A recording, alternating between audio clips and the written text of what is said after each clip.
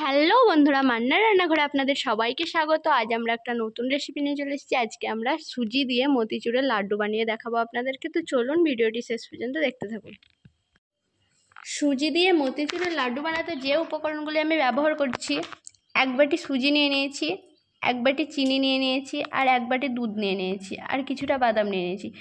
এই কিছু উপকরণ দিয়ে আমরা সুজি দিয়ে মতিচুরের লাড্ডুটা বানিয়ে দেখাবো। তো চলুন আমরা মতিচুরের লাড্ডুটা কীভাবে বানাচ্ছি দেখুন। একটা পাত্রে আমি সুজিটাকে ঢেলে নিলাম। এবার আমি দুধটা দিয়ে দেবো।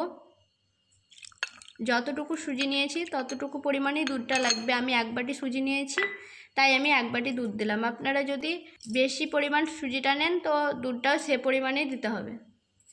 2 চামচ চিনি দিয়ে দিচ্ছি। এবার এটাকে আমি ফাটিয়ে নিব কিছুক্ষণ ধরে।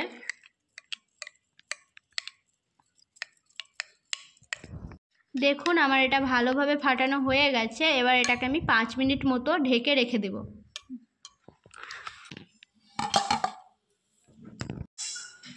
দেখুন আমাদের 5 মিনিট হয়ে গেছে। এটাকে আমি খুলে নিলাম। সুজিটা অনেকটা টান হয়ে এসছে, কারণ সুজিটা অনেকটা ফুলে উঠেছে।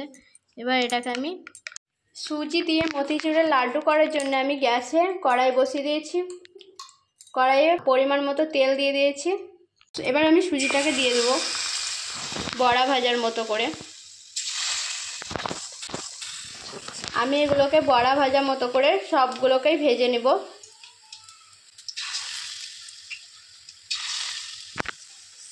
আমি দিয়ে দিলাম।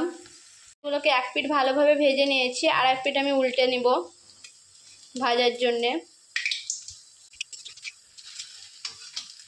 এইভাবে আমি সব বড়াগুলোকে ভেজে নিব। আবার কিছুক্ষণ ধরে এটাকে আমি ভেজে নেব ভালো করে, লাল লাল করে। দেখুন আমাদের লাল লাল করে একদম ভাজা হয়ে গেছে। এবার এটাকে আমরা নামিয়ে নিব।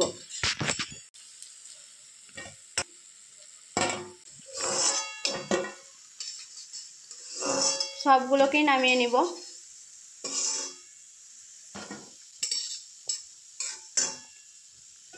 নামিয়ে নিলাম আমি। একইভাবে এইগুলোকেও ভেজে নিব।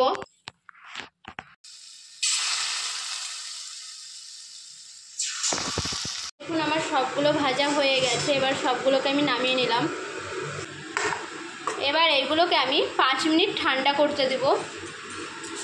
দেখুন বড়াগুলো আমার ঠান্ডা হয়ে গেছে। এবার এগুলোকে আমি ভেঙে নিব। এইভাবে আমি ছোট ছোট করে ভেঙে নিব সবগুলোকে। এইভাবে আমি সব বড়াগুলোকে ভেঙে নিব ছোট ছোট করে।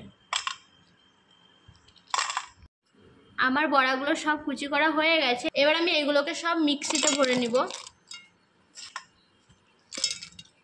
মিক্সিতে নিয়ে নিলাম সবগুলোকে।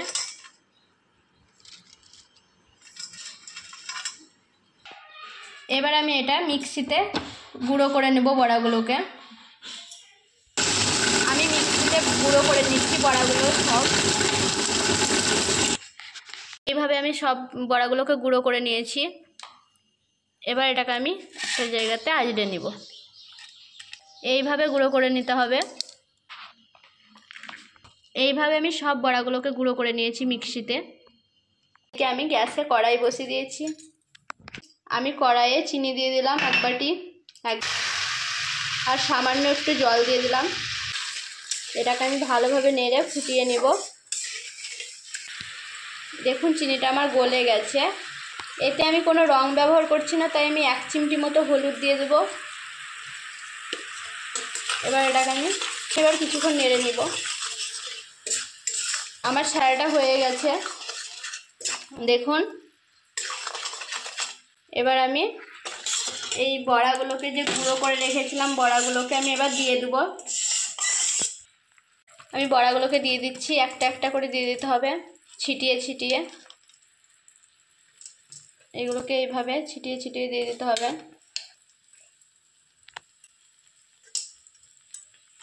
সবগুলোকে আমি দিয়ে দিলাম। এবার এটাকে আমি ভালোভাবে কিছুক্ষণ নেড়ে নিব।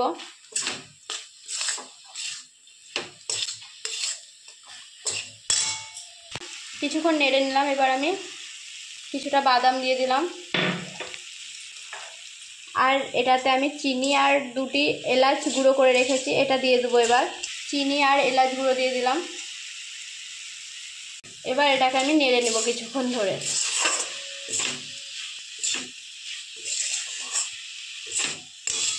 ভালোভাবে কিছুক্ষণ নেড়ে নেব। এবার দেখুন আমার এটা হয়ে গেছে। এবার এটাকে আমি নামিয়ে নিব। নামিয়ে এটাকে 2 মিনিট মতো ঠান্ডা করতে দেবো, খুব একটা ঠান্ডা করলে হবে না। এটাকে আমি হালকা ঠান্ডা করে নিয়েছি। এবার আমি লাড্ডুগুলোকে বানিয়ে নেব সব।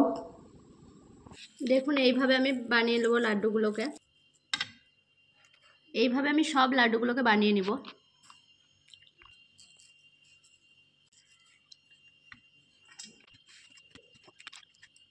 দেখুন আমি সব লাড্ডুগুলোকে বানিয়ে নিয়েছি।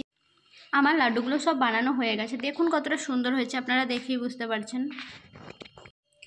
আমাদের মান্নার রান্নাঘরের সুজি দিয়ে মতিচুরের লাড্ডু রেডি। দেখুন কতটা সুন্দর হয়েছে, দেখেই বুঝতে পারছেন। আপনারা এইভাবে বাড়িতে ট্রাই করবেন, খুবই ভালো লাগবে, খেতেও খুব সুন্দর হয়। আজকের ভিডিওটি এই পর্যন্তই, দেখা হচ্ছে পরের ভিডিওতে।